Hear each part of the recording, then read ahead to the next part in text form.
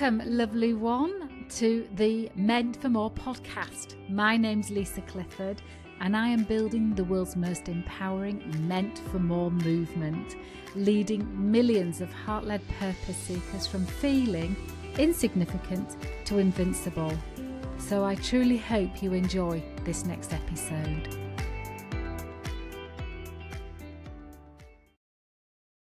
So our next guest on the Meant for More podcast is a brilliant lady, Gemma Luxton. Gemma calls herself the Vagician. And so we've just concluded the interview, which has enabled me to create a more precise introduction. The conversation starts off with how Gemma got into specializing in rejuvenation of one's vagina and face. And we go into whether you have vaginal dryness, slightly leaking, leak when you sneeze, whether you pee your pants. Yes, we went there. And what you'll notice in this conversation is just what a wonderful soul Gemma is. She's natural, she's funny, she doesn't take herself too seriously, and yet still holds her authority in what she's saying. She is a lady who's walked her talk, and I think you'll find the conversation fascinating. So I really hope you enjoyed this next episode. So Gemma, let's get stuck in. Thank you so much for being with us today. And can you share a moment? And I know you've got two because we've had a quick chat, but a moment when and you've probably got 100. Yeah, there's probably 100. There's only two real ones, significant ones. So the question is, a moment when you knew you were meant for more, because I like starting with that question, because I know that every single human has that feeling where they know they're not either not showing up in the potential that they could be to offer the world, or that they know that their life is for more meaning. So for you, a moment in your life when you felt you were meant for more, what was that, and what did you go and do? So the one leads into the other. So the first time that I realized I was meant for more was probably when I was about 16 and a half. And I was working in a chip shop, which is lovely, and I enjoyed my time. And I lived in a garrison town, which, if you don't know what a garrison town is, it's where there was an army barracks. And the majority of people there either married a squaddy or got pregnant by a squaddy and stayed, or females, I mean, the guys didn't go get pregnant. And stayed in that area. So I didn't want to do that. I had no interest in doing that. And there was another option to leave that area, and that was to go to university. And if you know anything about me, or you find out anything about me, university was not on my cards. That's for sure. So I did what all sensible people would do, and went off to join. No, yeah. I mean, that was the first thing. No, I went off and became a squaddy instead. Yeah. So there was a fourth option. There was, yeah. So technically I didn't become a squaddy, I became an airwoman, which is now called an aviator. I don't know anything about planes really, but went off and joined the Air Force. So that's my first, I don't want to be here. I loved Chepstow, it was lovely, but it wasn't enough for me. And being married or being like with a child at 17, 18, as much as some people it's brilliant for them, for me, I don't even know if I'd have lost the child, to be fair. So as in like lost it in a supermarket or something like that. Oh, I see what you mean. Yeah, there were 4 other ideas I had when you said lost. Yeah. I knew I left it in a pub or something back then. I was something today, and I've got my hand back. Oh, crikey. You remind me, actually, sorry for interrupting, but you remind me of a conversation I had with a lady in a changing room one day, and her husband was outside the changing room, and he was in a wheelchair, and she was getting ready and going out and showing him, do you like this outfit? And she said, do you know, once though, I did get home and think, I've forgotten something. I know what it is. It was her husband. She'd left him in John Lewis. That would have been me. That would have been me. At 17 years of age, I would have forgotten that child. So it just wasn't an option, that's for sure. Yeah. I must admit, in my older years, I haven't actually forgotten my children. So I haven't turned out to be that bad. But at that time, it just wasn't. And university, all my teachers had said I was never going to achieve anything. So I was like, oh, well, that's great going. So I got out and I went off and I became an aviator, became a medic in the Air Force. So that was my first, I am ready for more and I need more in my life. And that kind of led on to But my let me second. just ask you this. How did you know aviation? How did you know that that's what you wanted? So I didn't know that that's what I wanted necessarily. I just knew what I didn't want. Yeah. And because I knew what I didn't want, and I've been a lifeguard, I've been doing working in the chip shop, working in a few pubs. I've been doing lots of different things. I'd also been an air cadet, so I was in the background a little bit. I was in the boys' brigade, and then I went and joined the air cadets. I don't do things normally. You'll figure this out. Yeah. And so I'd been on a few camps, and then somebody said that I wouldn't make it. And when somebody tells me I won't make it or I won't be able to achieve something, I tend to go off and do it. So yeah, that's what happened. Off I went and joined the RAF. And how long were you in for?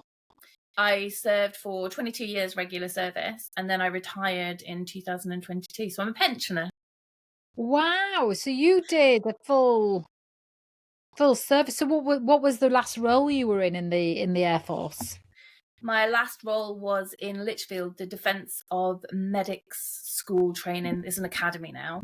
And my very last role was writing and redesigning the courses for all the medics that were going through basic training for the Army, Navy and the Air Force.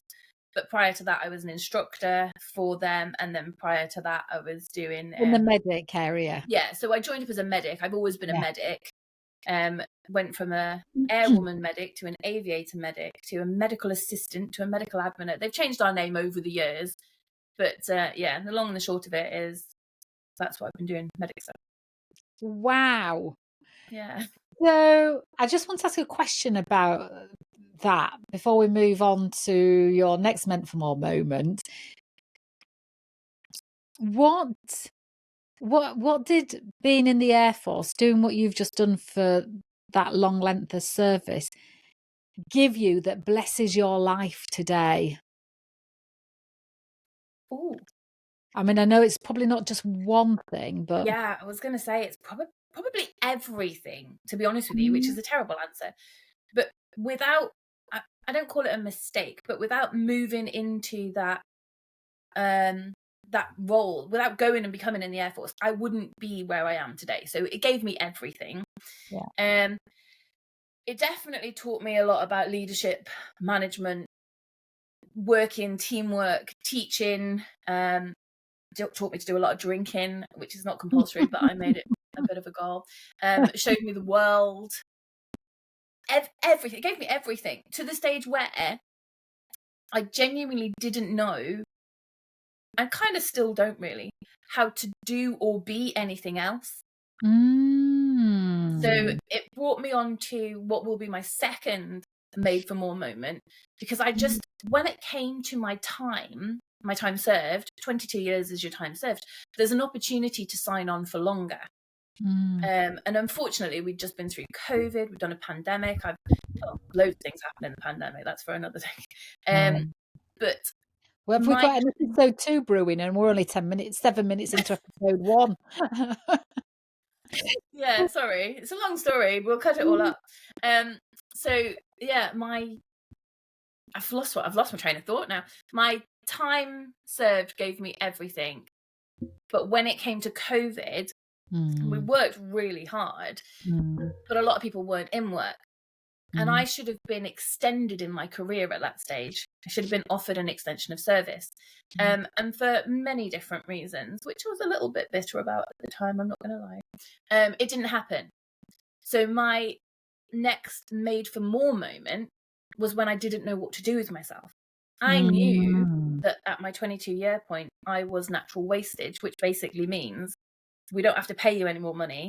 We don't have to sign you on. We just let you go.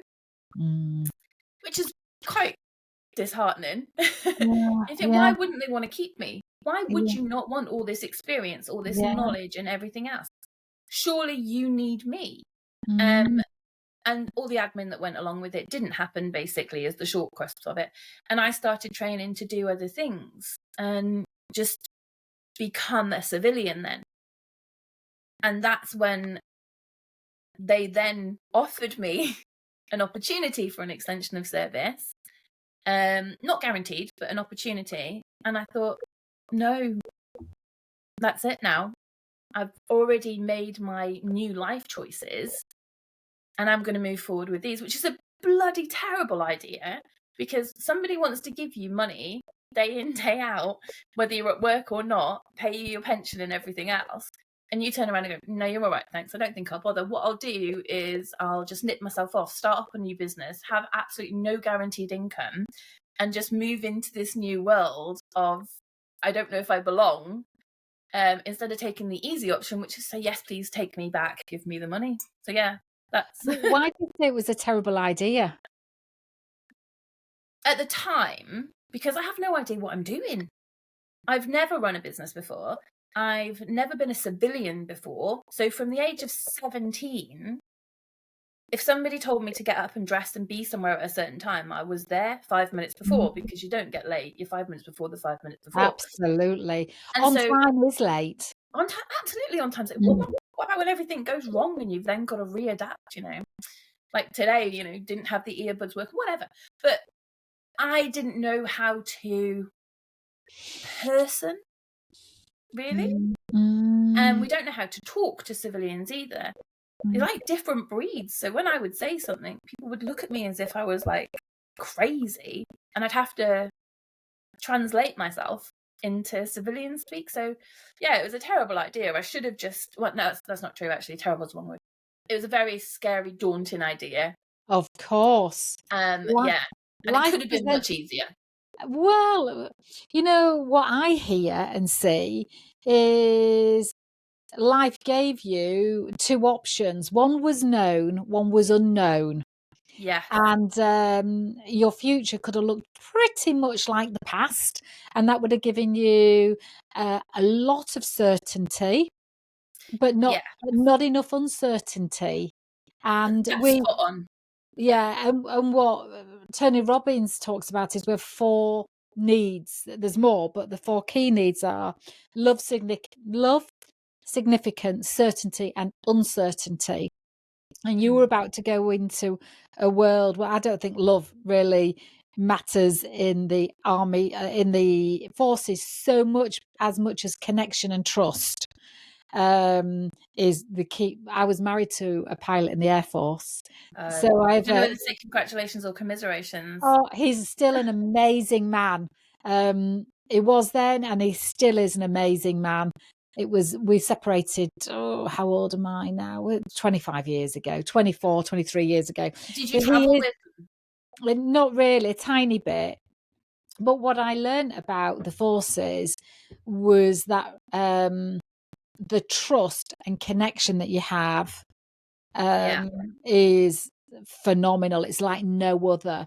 So as far as Tony Robbins is concerned, so for you, instead of it being love, it would have been the trust and connection that was fulfilled. When it came to it, obviously I've got the love of my wife and my children and everything, but when it came to work, it's the trust. That's exactly what it is. You know that person next to you, or you knew that person next to you was there for you 100%. No question about it, is there, as well? That's kind no of question. You didn't have to double check. A bit like you know, you quite often see, we have gone off on tangent, but we're going to roll with this.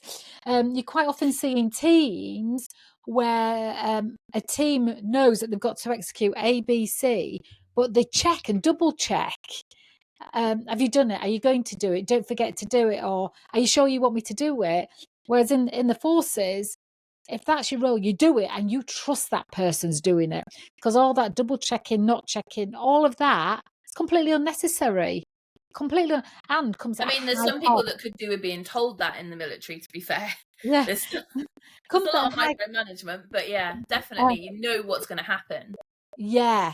And so then for you, you're faced with this path that, you know, if you extend your service or work with you, it's known, and this other path that's completely unknown, but comes with a lot of uncertainty for you with it? Like more, all uncertainty, no certainty? Well, yeah, pretty much it was all uncertainty. It had this benefit that I would be with my wife and my children all the time. Nobody could tell me to go anywhere. Nobody could tell me what to do anymore. And it was our life. And that was the positive that came with it. It came with lots of new opportunities and new excitement. It gave me a fire and excitement, you know, whereas I was just not plodding along. That's not the right thing to do. I was obviously aiming for promotion, but not really that committed to it, because promotion comes with being sent away from your family. So to sign on again would have meant that my family would be here and I would be, who knows, wherever they told me to go again. And I thought, no, that's not for me. I'm gonna go it alone. I'm gonna give it a go. I found my new purpose, which I would have continued to do on the side anyway, but I wanna be out there, and I want to be just, this is me now, 100%. This is what I'm doing. So share with us. So we're moving into the second moment you knew you were meant for more, aren't we? Yeah. So share what that was and is. So that, it was I think you had to be a squaddy to have this moment, to be honest with you. Actually, you had to be in that world. So whilst I was transitioning into my civilian life, they are very good, and they do give you some relocation training and things like that. And I decided to train as a phlebotomist because I've been doing it for years, but I got a certificate. That led into some cosmetic stuff, and I'm not really into beauty. Just share what a phlebotomist does. Oh, sorry. Take blood. So whenever you go for an appointment and have your blood taken, that person that takes it is a phlebotomist. And I have to say, anybody that's trying to get blood out of me, my heart has always gone out to, and they make it look easy. And because there are some veins that will not be found. And so it is, without a doubt, a really skillful. Yeah. Anyway, so you carry on. So you trained as a phlebotomist. So yeah, I did the training to get the certificate for the phlebotomy. And at the end of it, they said something about collagen induction. And they said, oh, who wants to train in collagen induction? And I was like, so all I know is cam cream and maybe foundation. I don't really know. And anybody that knows me will be like, really, Gemma, how much cam cream did you actually use? You stayed in a hotel. They'll mock me. But I didn't know very much about cosmetics side of it. And found out that it was taking blood, getting rid of it, the dirty parts of it, using the healthy parts, and basically skin boosting using your platelets and your plasma. It blew my mind that this was even a thing. But I thought, well, why not? Give it a go alongside. So the outcome of that for the receiver, so you take my blood, you take the nasty bits out, the dirty bits, and you put the rest in. What's the benefit? The easy explanation is a platelet sandwich. Yeah, but what do I have as an outcome? So you'll have healthy platelets coming from the inside, healthy platelets coming from the outside, which makes your skin healthier, tighter, gets rid of wrinkles. It just basically sends all the healing to there. So you have a glow about you. You look younger, you feel younger, your skin's healthier. Who doesn't want that? Who doesn't want that? Well, I wanted it. And I've never wanted a cosmetic thing in my life. And I was like, deal me in, sign me up on that. So yeah, I signed up on that. And that's just basically what I was doing, was a bit of phlebotomy whilst my children were at school, and a bit of facial microneedling and platelets and things like that on the side. That was my plan. And then one of my friends, so I'd started this whilst I was transitioning out of the Air Force. And one of my friends just walked in one day and said, can you fix my fanny? And I was like, I don't know what you're talking about. And I use needles and I take your blood. And I was blown away. But I think that's the only time you can do that sort of thing, is when you're in a room with people who you're fully happy and around. That's what I mean by the military side of it. And she'd seen something on, I want to say it was the Kardashians, but I'm not entirely sure. It was on a telly program. If you call it a program, it was on a documentary type thing. And so she'd found something called a vaginal rejuvenation. And when she explained it to me, it blew my mind. The collagen had blown my mind. But, just take a moment for some of us that just share what is a vaginal rejuvenation? I mean, I just feel epic that I can say those two words without getting them Together. wrong. So from what she explained to me, which is what she'd seen on the telly, it was basically tightening up your vagina so it's not as saggy as it used to be, stops you peeing your pants, and if you want to, you can get the outside done so it looks a bit better. That's how she explained it to me. So Right. I wasn't entirely convinced with this, and I've had stress urinary incontinence since I was very young. How So young have you had that since? since I was about 14. So my entire career, I've peed my pants at some stage. I peed myself all around the world, actually. What a certificate? What a t-shirt! I know, yeah. I need that on a t-shirt. I've peed in Afghanistan.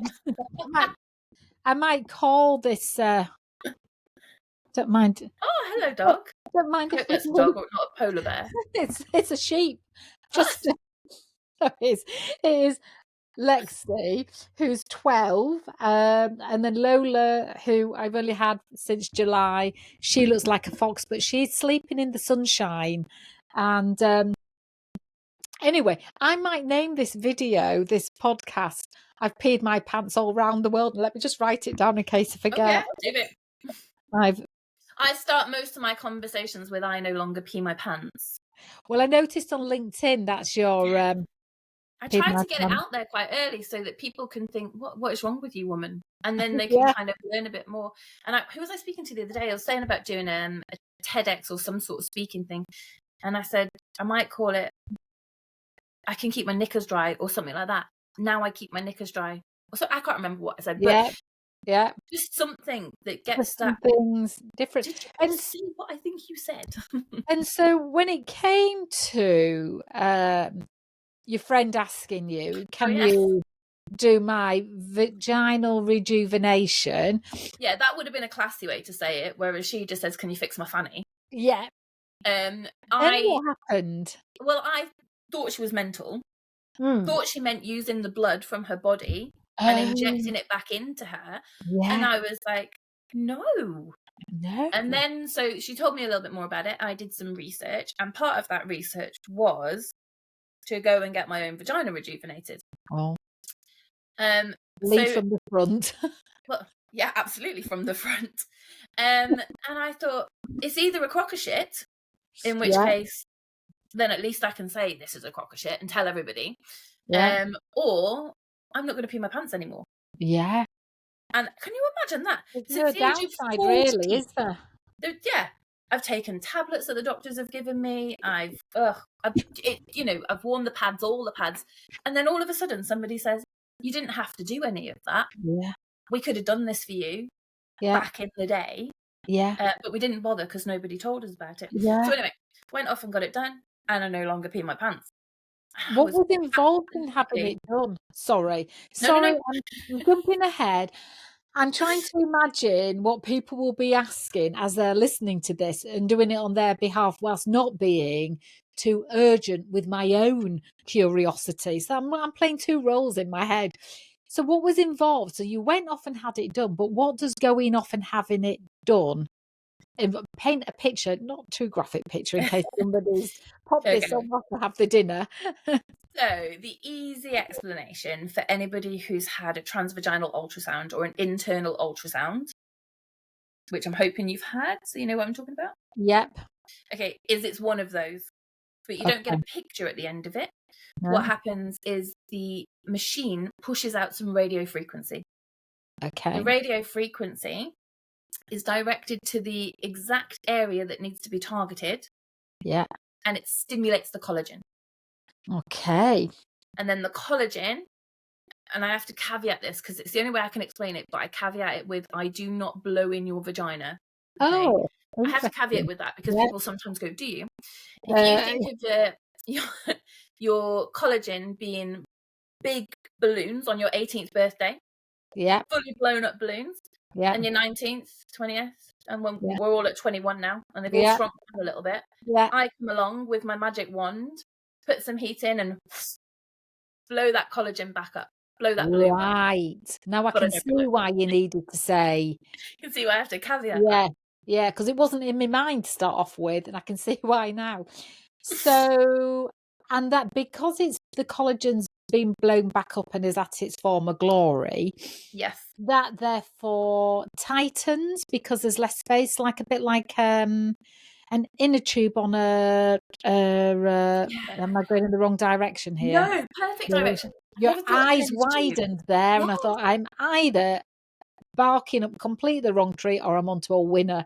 So it's I'm like going to use the inner tube in the future. That's exactly what it does. If you imagine the tire on your bicycle or whatever it is, and the inner tube's decreased oversized, then you've got that flat bit. You don't pump up the tire, you pump up the inner tube. yeah. So if you take your vaginal canal as your inner tube. in it, I'm just making sure I'm right now. Tire. No, the You're tire. just analysing the metaphor. I know I was trying to. So your vagina canal is your tire. There's no inner tube, which is kind of an outer tube here, so it doesn't really work. So it's got a bit loose and saggy. Then you blow up the collagen either side of it, which then is your inner tube pushing it back in. So maybe you've got an inner tube either side of your vagina canal. That's better, isn't it? So you've got 2 inner tubes that are flat, and then we push them out again. So that's how they push together. You know, I haven't had children, and I don't pee me pants, and I don't even slightly pee me pants. But you're making me want to have this procedure. Well, this is the thing. You don't have to have had children, and you don't have to pee your pants, because you've got collagen in your body everywhere. And regardless of whether you've had children or not, your collagen will be sagging, because that's what Mother Nature does for us. I actually renamed Mother Nature Martin Nature because I decided that a woman wouldn't do that to us. But as we get older, whether we like it or not, the elasticity in our skin decreases. Because that's just what happens. So everywhere on your body that you have collagen, all those 18-year-old balloons are deflating and need plumping up. So a lot of people will take collagen supplements, but you need to stimulate that collagen as well. So regardless of whether you have had children or not, the collagen inside your vagina is the same collagen as inside your face. So if you think, oh, my skin's a little bit loose, then your vagina's a little bit loose. Really? And so if your vagina is a little bit loose, what was on your 18th, I'm not presuming that you were having any sort of intercourse on your 18th birthday, but however tight you felt on your 18th birthday, when you were 18, we're narrowing it down to one day. On that day, only that day. No, so when you were younger, that's what your body has the ability to do for you. And then from that day, it's just literally downhill. The collagen's just been decreasing. So if you can plump it back up, you can always get a better sensation, better lubrication, reduce the dryness. Obviously, the pee in your pants is a slight side effect. So when we've blown up the inner tube, the bladder was dipping and we've plumped it up. So that's how it stops the leaking. Do you see what I mean? Yeah. It's like a scaffolding. So there's nothing to do with the bladder, because people say to me, how can you fix my bladder? And I'm like, don't fix your bladder.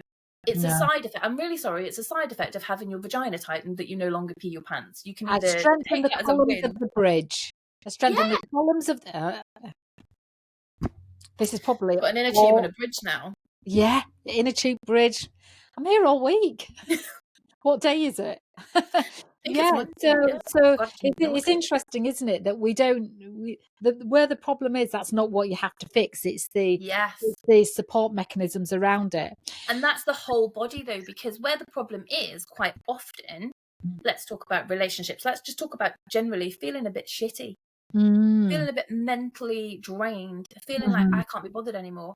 Well, actually, a lot of women who no longer want to engage in relationships, or no longer want to go out with their friends because they have the issues, or they're not confident in their own vagina, and then they get the mental health issues.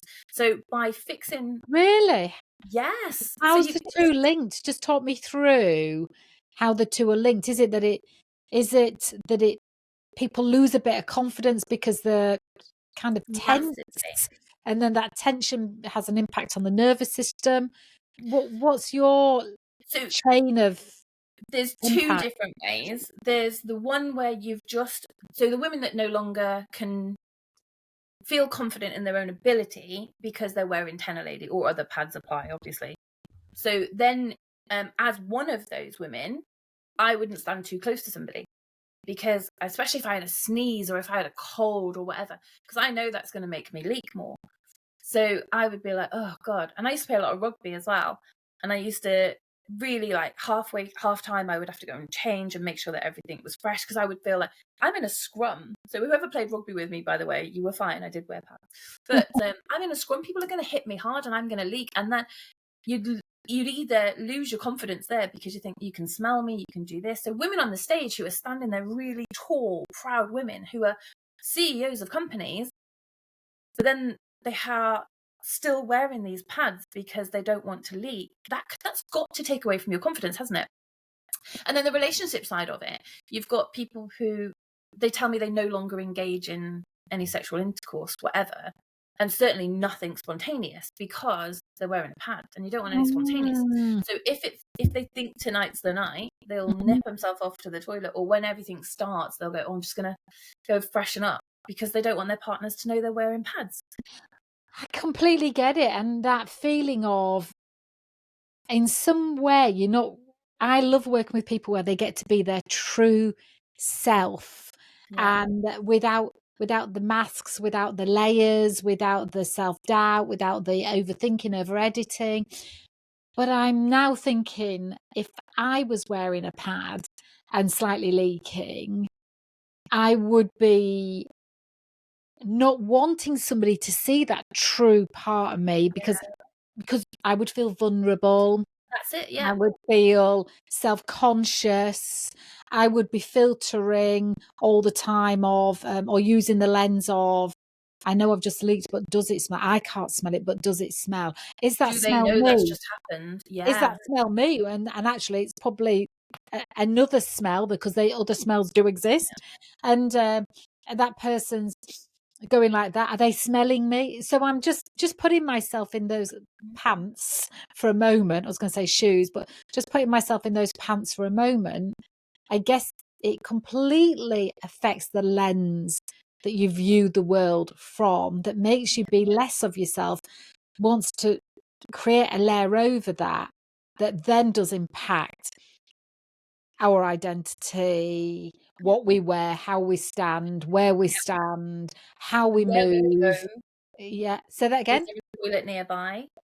Yeah. Where we go, is there a toilet nearby? Yeah. Yeah. Do I go to a venue for a night out with my friends when I'm going to have to queue for 20 minutes to get to the loo? No, thanks. I'm not going.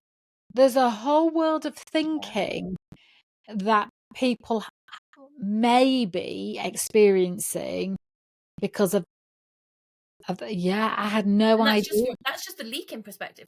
But I mean, I will tell you, I don't pee my pants, and I probably wouldn't have told you back then that I do pee my pants. Yeah. But instead of telling you that, my best friend, my partner, whatever, you say, should we go to this gig tonight? Should we go to this event that I know you'd really like to go to? And I go, oh, I've got a headache. Because I don't want to tell you something as simple as my body has started to fail me, my collagen has started to leak. Admittedly, mine was considerably younger. And I do have to caveat that with, I do have a kidney condition as well. So I did start a lot younger for clinical reasons. But people will then lie. And then your relationships, partner relationship, friend relationships, are then stretched because people stop inviting you places. Or people are like, why have you always got a headache? Is it something to do with me? So then that gets stretched. So all these things, and like I say, that's just leaking. That's not even to do with women who are menopausal, maybe, who have got dryness, or even the secondary conditions that come from wearing pads, where you get the chafing and you get the sores, and then those can become infected. And there's just, as a person, everything. And you think, a woman. I know, exactly. We're not all meant to be going down this path of my body's failing me, but it is going to happen. It's just the severity and mostly what we can do about it. And if we don't know we can do something about it, we do what the telly and the people that shout the loudest tell us, which is buy some more pads and put up with it and change your lifestyle. And just that's what our parents told us is bound to happen as you get older. So you just suck it up. It just gets put down. Just an age thing, and we can't control our age, but there are lots, but not everything has to be written off as just an age thing. Something can be done about it. Yeah. The doctors will tell you, when it comes to leaking, because this is my big bugbear as there's lots of them, but this is the one right now. The doctors will give you the tablets. The doctors will they will actually give you prescription for pads if you have severe incontinence. You get 3 a day, which if anybody has ever peed their pads, that's not enough. And then you have to pay for them. But what they won't do, they'll also refer you off to all the specialists, and then they talk about surgeries. But that's a big jump from, I feel like my collagen is leaking a little bit. I feel like my collagen is, drifting a little bit. And I feel like I'm not right. I'm not right where I used to be when I was 18. Could I start doing something now about it? They go from, there you go, a specialist appointment, and we can do a surgery.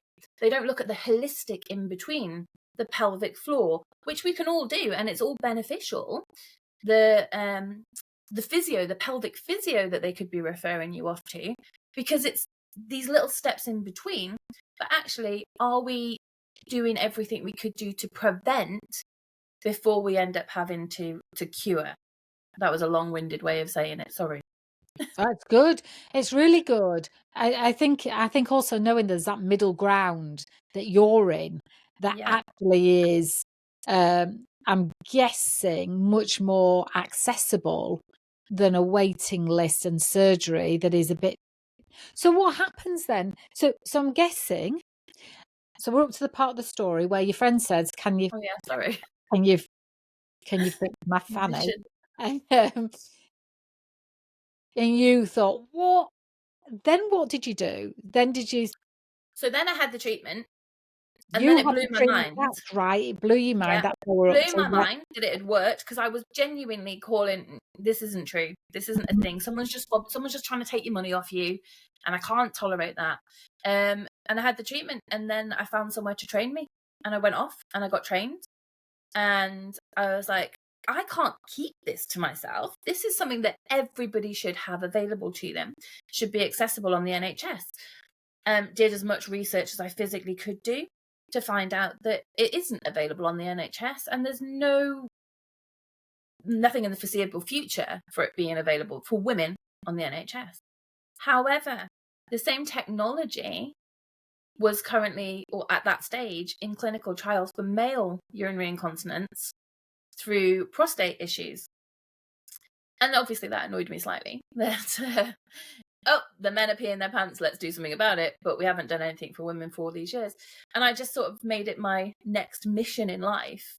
And this is where, when the Air Force said to me, we can probably look at signing you on, I was like, no, I've now found something that's put that fire back inside me that I now need to tell everybody about. Even if a lot of people say to me, I haven't got a vagina, it doesn't affect me. I'm like, but you know somebody with a vagina. And if you don't know about it, how can you tell them? And also, you work with women, and you might find a woman walking away from you. I'm not suggesting that you turn around and go, did you just pee your pants? Because it's probably not a conversation. But you could be more sympathetic.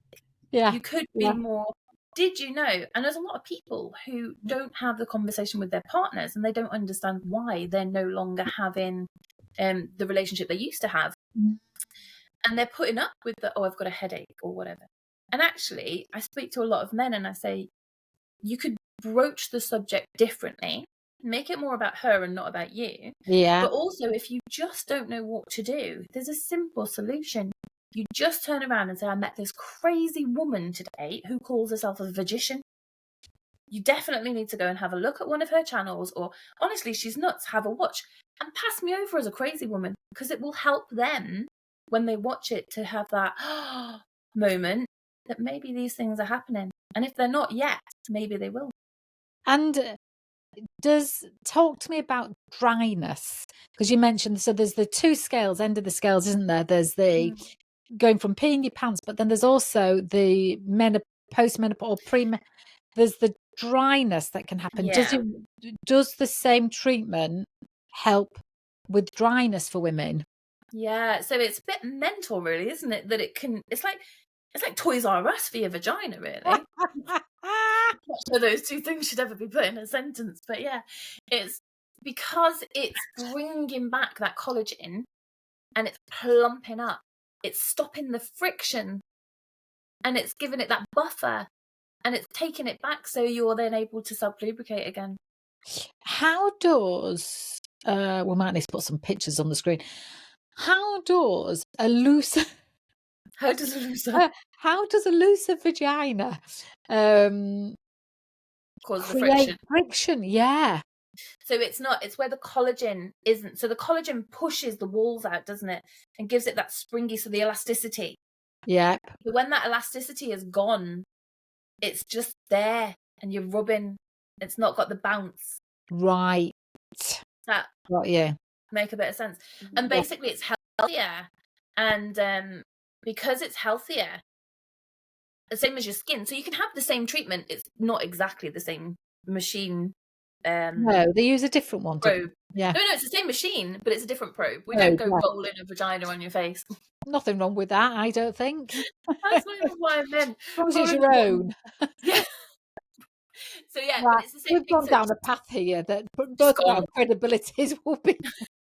But yeah, so this is the same probe. Sorry, it's the No, same. it's a different No, probe. it's Same the machine. Same machine. Different probe. Yeah, that you And use what on it your does, face. I'll do the face because if I get my vagina out, it might be sad. Wrong. But or they'll have to pay more. So it basically gets the machine and it lifts your skin and tightens it. So it causes like a hammock effect. So what it's doing is where this is all a little bit, well, it's not too bad, but I'm lifting it up because I'm plumping up the collagen. Yeah. So if you think of a surgeon, they take a knife, they cut down to the deep, what they call the smaz layer, which is like all the muscles, and then they lift it. Are we still, what we're talking about now? We're still talking faces or vaginas? Yeah, no, we're still with both. There's a smaz layer in each. You do both. I do both. I do both. But it's easier to explain on the face. So it takes it down and lifts it right up. And that's the same thing in your vagina, basically. I can't stop looking at my face now and thinking about its potential. It does it like your neck and all of these. So basically, wherever you have skin. Yeah. Same. So the vaginal skin is the same as the skin inside your lip, if you want some useless information. So it's like that, bouncy. But you keep that moist, don't you? And you keep that bouncy and springy. And because it's constantly being used, it's constantly stimulating the collagen. So I'm not saying constantly use your vagina, but keeping on top of it. Yeah. And so what sort of results have you seen from your, what would you call your people that trust you and visit you? I don't want to call them patients. I don't want to call them clients. It is a tricky, yeah. I think I found a lot of friends. Yeah. Yeah. So it is a horrible word, patient and client. It's just friends and allies, I think, is a better word. Yeah. What results? So personal results, life-changing. Life-changing for me. Obviously, I no longer pee my... And that's not to say that when I'm really sick or if my kidneys aren't working so well, I have some issues, but nowhere near. Yeah. Nowhere near what I used to have. I have had a woman who couldn't get out of her seat. You know, she's she's probably about 80 years young. And she would sit in an armchair and then she would lean forward and she would leak as she was trying to get out of her seat. And she doesn't do that anymore. She also would wake up in the morning and have a pot by her bed because she knew she wouldn't make it to the toilet. Yeah. So after our treatment pathway, she doesn't have a pot by her bed. She doesn't wake up in the morning with urgency to rush off to the toilet. She takes herself to the toilet nicely. She actually went to stay with one of her family members because she hasn't stayed with them because their toilet's upstairs. Yes. So again, it's lifestyle, isn't it? Her life, she couldn't spend time with her family because the toilet was upstairs. She wouldn't make it. And so now she gets to be with her grandchildren and or her kids. Yeah. That's life-changing. Exactly, life-changing. Another one who was younger, she couldn't go for it. She used to run before her child. And she can't, well, she could still run, but she would leak. So she's now able to run without leaking. She probably won't mind me telling you. In fact, you'll probably be able to find her story somewhere. But she also told me that her sex life had improved dramatically. And she'd had the best orgasm of her life. But she shouts this at me out of a window or in a supermarket or whatever. People do this all the time. They go, "Oh my God, it was the best sex." And I'm like, I'm in the supermarket right now. People are looking at me. And I'm very, because I'm quite quirky and, you know, I'm quite down to earth, and I think a bit of humour is necessary. Yes. So quite often I'll tell them that they're very welcome, even though I wasn't there. I'll say, you're very welcome. Yeah. Yeah. Yeah. But life change in that way. Yeah.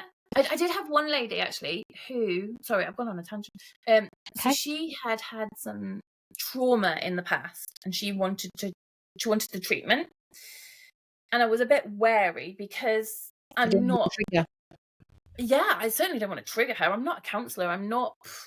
And I did try and get her to go and see somebody else on the counselling side. I said, I'm happy to help in whatever way I can do. But what should be 3 treatments to get you completely done and dusted that's not true, actually, done and dusted, but as best as you can be, took us nearly a year and a half for her before we even first inserted the wand, because she just couldn't deal with it. But she also desperately wanted to have the difference of the results, and she worked so hard, bless her, she really did. And we got there in the end. Not the ideal client, and I don't claim to be anything, client's a terrible word, but you know what I mean, I don't claim to be anything special when it comes to that, but it was just a lovely journey that I went on with. That sounds terrible. It was a lovely. I hear you, because in some way I imagine that I'm going to get deep here, but her soul had picked you to help heal the trauma as well as the medical side, if you like. Yeah, the physical side. There was something about you that thought, I can, through this journey, whilst you might not be actively trying to heal her emotional, physical and spiritual trauma part, that you were helping on the physical level, that you were, that there was something about you that... Yeah, it's a privilege for me to be able to help, just with the vagina side of it, but in the whole bigger picture, basically. So yeah, humbling, actually. Yeah. So yeah, I think, I can't even remember what your question was, but it's just what people feel like afterwards is really different for each person. But Yeah.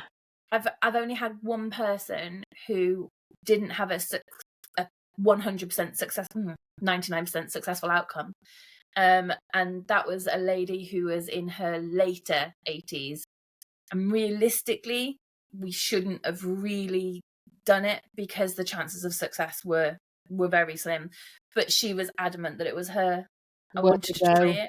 Exactly. And you've got nothing to lose, because it's not dangerous. Yeah. As long as you're compatible, then you've got nothing to lose. So who am I to say no? Obviously, I would make sure that we say, listen, the chances are very slim. Yeah. But yeah. And she did get some benefit from it, just not what we would have liked. And you know, she is probably over the moon with the bit of benefit she's got. It's just, you'll be a perfectionist. You want people to have the perfect outcome that everybody else gets, or as the best outcome possible. And she did get the best for them. Yeah. She did get the best outcome possible. I would have just liked it to be more for her. That's all. Yeah. So I think her result will have been great for her than living with what she had before, even though it might be marginal. That's just my take. You're probably right. I usually try to be. So if somebody was thinking, right, they've looked in the mirror and they've thought, oh yeah, I've got some opportunity for some tightening it up. So I'm doing this in my camera. Well, it's here. Anywhere that there's skin, arms. People love arms and bums and thighs. Eyelids. Slightly different technology for eyelids, but let's just use my face for a moment. Okay. How much difference could I get? So we can see here on my face, not that I want to point out, but I've got some thingy there, a line there, and a bit of sagging there. My face is falling forward a little bit. I am 55. You look very good for it. I have had some Botox, but I haven't had any this year. So what reasonable result could we get if I had the collagen? What? Oh, the blood one? Well, the wand one. Oh, the what? So yeah, you would anything. Well, you would always get a lift and a tightening and a healthier look. Tell That's me for when sure. to stop with the tightening. Oh, probably about there, but Oh. that's because we're on a computer and I can't see. And I would hate to give you false hope because it's person Look at specific. that tiny. I So, think I'm probably moving 1/2 centimetre up. That tiny difference. you get, it is quite significant when you have it done.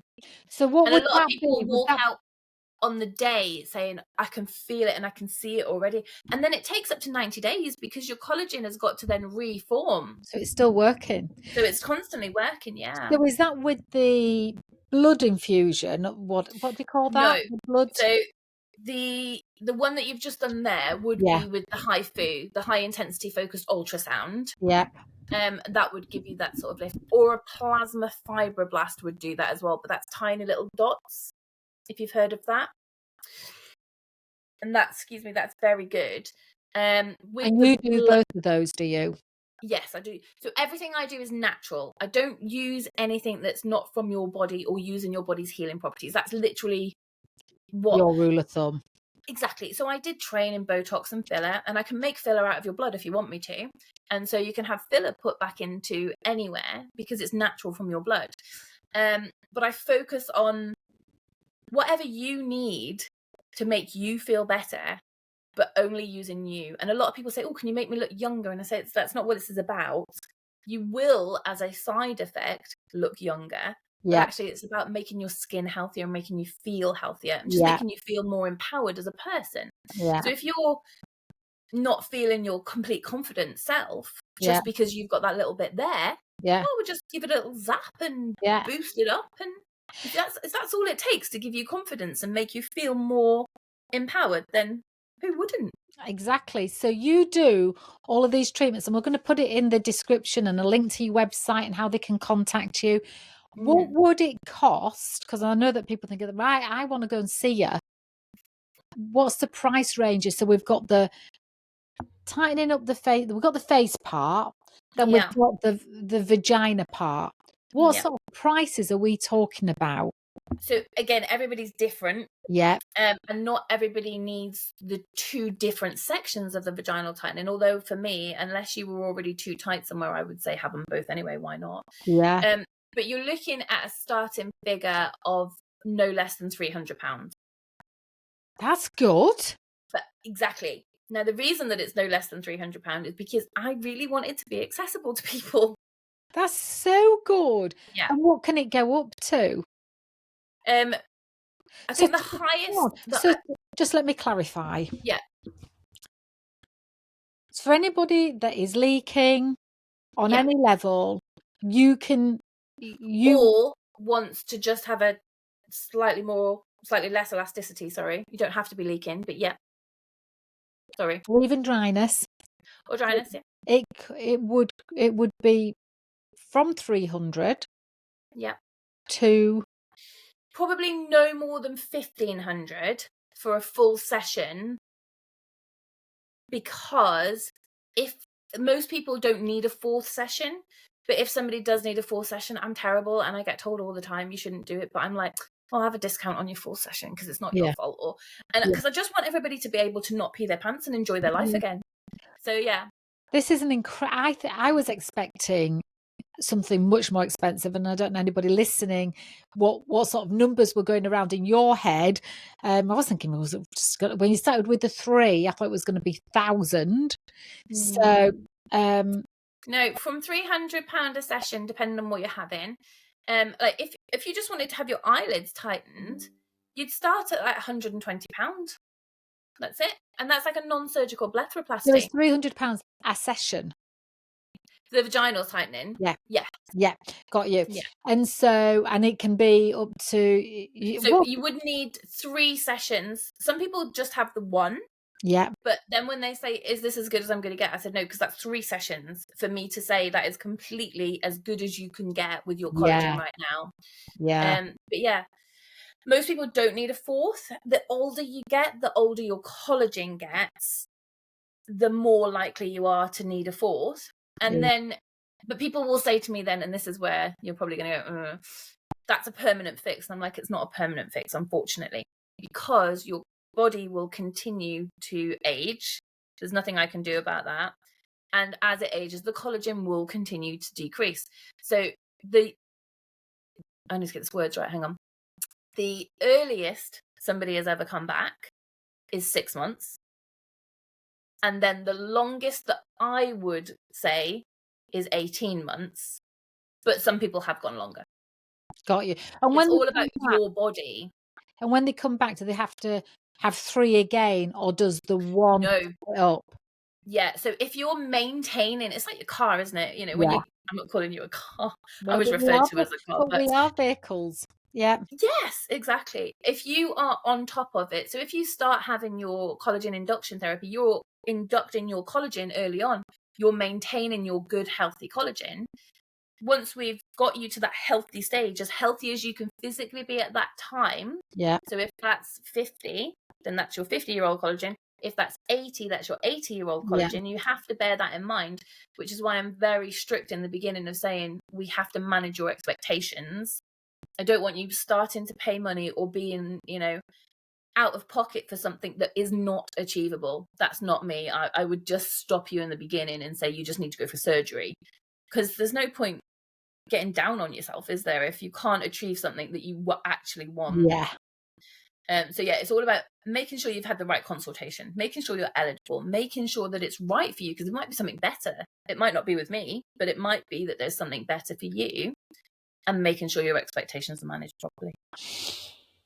And where are you based?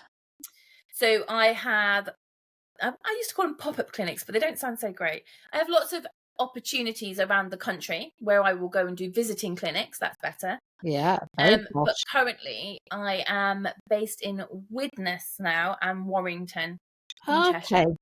Widnes and Warrington. And then the face. The face. What do you charge for the face? Depending on what you're having done. Yeah. Yeah, again, so if you were just having your neck done, that would start at sort of £190 there. Yeah. £1.90. But that can go into the 1500s if you want to have all the different sessions. Whereas if you wanted to have the plasma fibroblast, so the people that just want the neck a lifting or a little lift or the eye lift, again, you can start at something as cheap as £120. Or you can head yourself off and have an eye surgery that you can pay thousands for. And what I think the best thing about these treatments is they will then continue to give you the opportunity in the future to have those surgeries should you need to, but you can top up instead of having to go under the knife and the anesthetic and all the other dangers that come with those things. And you're using your own healing properties. And I just love that your body can heal you so much. Amazing. Amazing. This has been such a great chat, Gemma. We hadn't met before, but you were recommended to me, and I completely trust, going back to that word trust, with a connection of mine, Richard Wade. He had recommended you to me, so I knew we could just press record and see where the conversation goes. And I hope that as you've listened, that I have asked the questions that you want me to ask Gemma. And if there's any I've not asked that you wish I had, then we'll get Gemma back on and I will ask. Gemma, is there anything that you can, a parting sentence wisdom that you can leave us with that, I think what I say to everybody is just be your own authentic self. I think you say the same thing. Be you, be who you want to be. And if you want to embrace something about you or slightly tweak something about you, then do, but don't change you for anybody. But know that you have the power and the knowledge to do whatever's best for you in your life, I think. Lovely. Perfect. Well, thank you so much. What a great conversation. Thanks for having me on. I really appreciate it. And we'll see if there is an episode 2. Yeah, and if anybody wants to ask questions, they are very welcome. I will answer. I'm a bit rubbish, but I will answer everybody that sends me a message or a DM or whatever it is, and get back to them. And if somebody just wants to know more but doesn't know how to ask, if they want to do it anonymously through you, then that's absolutely fine as well. Oh, great. Thank you, darling. I appreciate you. Bye for now. Thank you. Bye-bye.